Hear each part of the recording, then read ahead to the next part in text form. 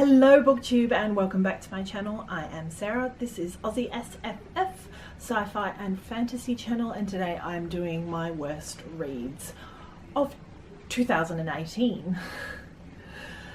So considering I've only got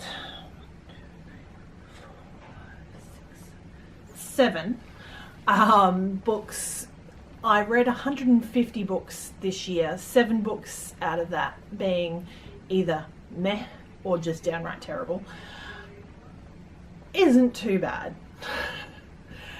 So firstly, I'd just like to say, amazingly enough, none of the books that I have on my list for this lot I own, which is fantastic. So they're all going to be up here somewhere.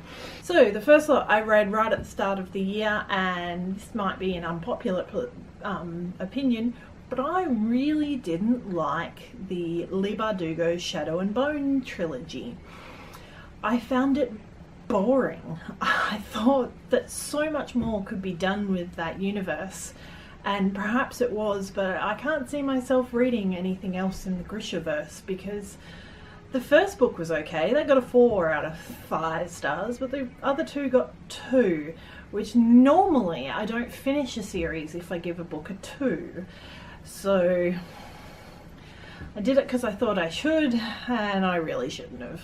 Really bored the crap out of me. My next one, I did a whole ranting, terrible review of, and that was Infinite Jest by David Foster Wallace. I'll link that up here. I just felt gypped. I got to the end of it and I'm like, that just finished. 1,000 and something pages and it just stops, and there's nothing. I hated it. It was so crap. I don't know why it gets held up to be so amazing. So many things I could have read in that time. Annoyed. Next was not so much annoyed or crap, or I think it was just a little bit lackluster, and that was The Girl Who Kicked the Hornet's Nest by Stieg Larsson. Liz? I can't remember. I did own this. I have unhauled it. I read it for Tome Topple this year, and yeah, I really like murder mysteries and crime drama, both television and novelization. This one just didn't stand up to the first 2, and yeah, I did actually have some of the ones that where it had been continued by other authors, and I got rid of those as well after I read that. I'm glad I finished the series, but I don't think it was worth it. The next one's an interesting one. It was The Stargazers Sister by Kerry Brown, and as I was running through my list of what I'd read this year, I'd completely forgotten that I'd read this book, but when I saw it I went, oh yeah, that could have been so much better, and I just felt it wasn't done as well as it could have been. And it's about, now I forget who the bloke was, but it was someone who historically was incredibly important in mapping the stars and developing the lenses used in telescope work, which is incredibly important and actually something I'm quite interested in. I like microscopy and telescope work as well. But I felt like, even though it was supposed to show how much she actually contributed to the scientific community, I still felt like it downplayed her contribution at the same time, and I really didn't like it. Now, the other 2 in this series that are out are actually on my best books that I read this year, and this is Down Among the Sticks and Bones by Seanan Maguire. I really didn't like this book. I normally quite like the vampire trope, and I didn't like the way this book was.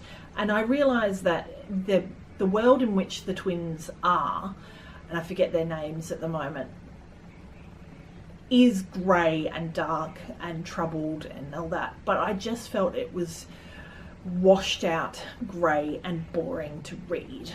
The other two books, love them, absolutely love them. This one, not so much. Second last one was one of the books I was given for as a review copy, and this was Windcatcher by AJ Norfield. I just felt it was not ready to be read yet. There was way too much explanation and backstory and listing out things that about the scenery, about the people, about their backstory. Someone needed to go through it with a red pen and just cut out half the text. I got 13 or 15% of the way in and went, I can't do this anymore, which is a shame because there's a dragon on the cover and it's about dragon eggs. Right up my alley. No, I couldn't look past it. Terrible. And the last one is The Very First Damn Thing by Jodie Taylor. This is the 0.5, book 0.5 in the, can't think of the name of the series, but I'll put it down here. I really loved the first book in this series. I'd read it earlier. I thought I'd go back and read 0.5 to see the background, and I just felt it was like tedious and boring. Same sort of problem as the previous book, Windcatcher. I get it, these people have backstories. I don't feel the need to go into it in minutiae to find out what's going on and why they're reacting the way they are. I just get used to that as I read. People read, they understand people.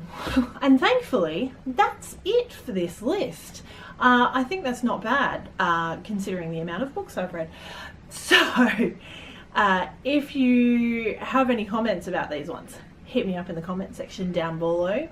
Hit that like button if you liked it, and don't forget to subscribe. And happy reading. Bye.